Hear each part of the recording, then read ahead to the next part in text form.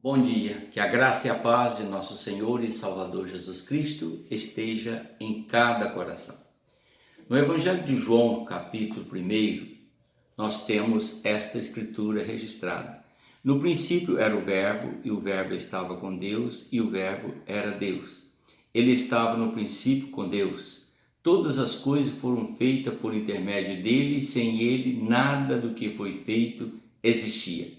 A vida estava nele e era a luz dos homens. A luz resplandece nas trevas e as trevas não prevaleceram contra ela. Aí está, querido, uma revelação dada pelo Espírito Santo a João, o apóstolo de Jesus. E esta revelação nos mostra que Jesus Cristo, o Filho de Deus, existia antes que o mundo existisse, ou seja, antes que o mundo fosse formado, ele já estava no céu com Deus. A palavra nos declara que antes que o mundo fosse criado, ele era a palavra. O Verbo é a palavra. A palavra estava com Deus e pela palavra todas as coisas foram feitas e sem a palavra nada se fez, porque todas as coisas foram feitas para ele. Assim declara ou nos revela o Espírito Santo através do apóstolo São João. Mas há algo também muito lindo, que é assim. Assim, desde o princípio, a palavra estava com Deus. Então, Jesus estava com Deus. Deus fez todas as coisas por meio dele, conforme eu disse, e nada do que foi feito se fez sem ele. Ele tinha vida em si mesmo. Então, a palavra do Senhor está nos revelando que Jesus tinha a vida em si mesmo.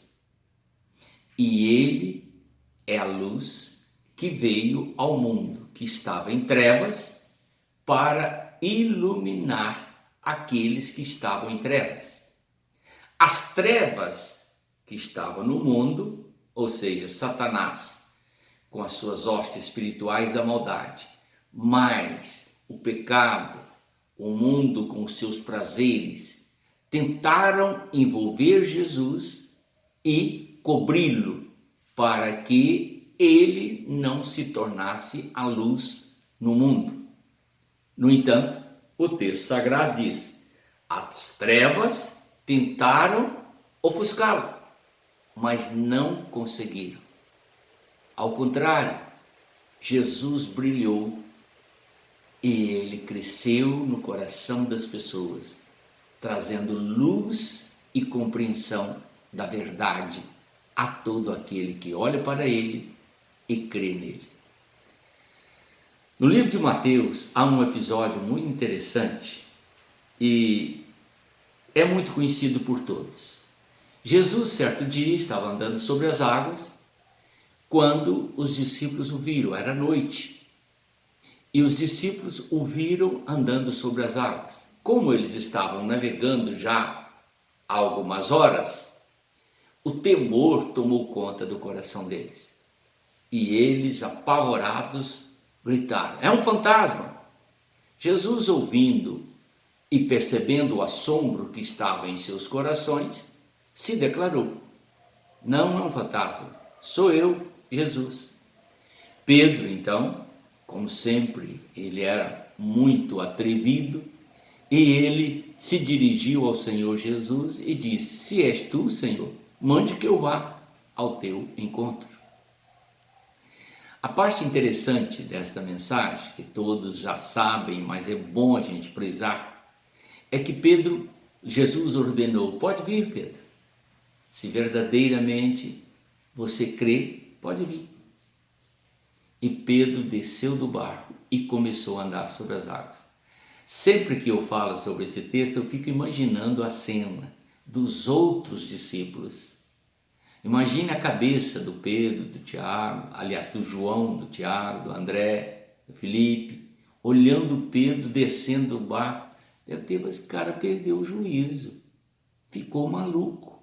Ele vai afundar, vai morrer afogado.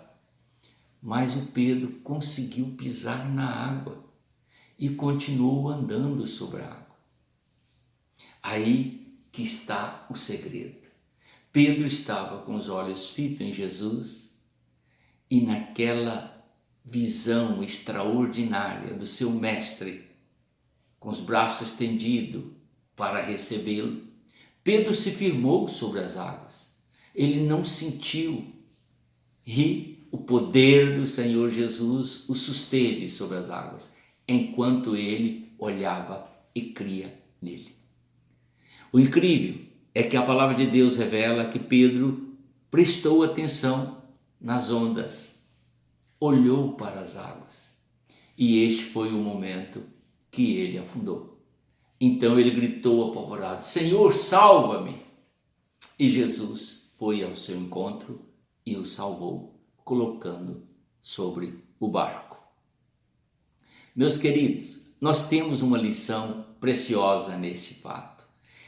Se você estiver passando por uma tempestade, por uma tormenta, nunca tire os olhos de Jesus. Foque os seus olhos no Senhor Jesus e você não afundará. E você não perderá a sua alegria, a sua convicção de vitória. Porque não importa o tamanho da tempestade que venha assolar a sua vida. O que vai importar é se os seus olhos estão fitos em Jesus Cristo.